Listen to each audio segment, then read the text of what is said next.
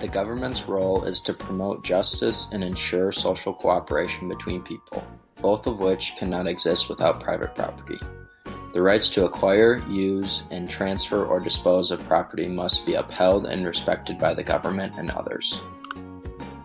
The use of force to invade or violate someone's property rights is unjust, and without justice, anarchy would consume society. A judge or jury needs to know who has ownership rights in order to decide who is right and wrong. Our concepts of murder, theft, and fraud depend upon ownership and the rules for transferring ownership. The wide distribution of property creates incentives that encourage social stability and individual responsibility, which result in productive and cooperative behavior. Private ownership gives people consequences for their actions, where they incur the losses resulting from their neglect and are pushed to refrain from wasting resources. Private property shapes man's work ethic to benefit his neighbor. This level of social cooperation and the incentives to work and invest creates economic progress.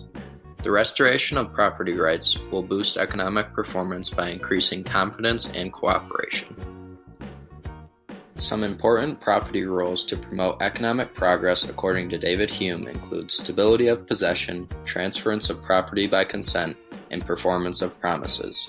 These rules allow earners to privately own property instead of ownership being based on who the state transfers property to. Private property benefits the individual owner and society through exchanges. Private property does confer gains on its owners, but the gains to society are greater as it enables millions to specialize in other disciplines and participate in exchanges. The role of government is to protect tangible and intangible private property. Crony capitalism in former communist countries is far different from a society based on private property. The transfer of property by the state can only take place with the use of force, which is seen as unjust. Private ownership is a universal human right because people own themselves and the fruits of their labor. The government should protect private property because it is essential to democracy, personal identity, political stability, and efficient wealth production.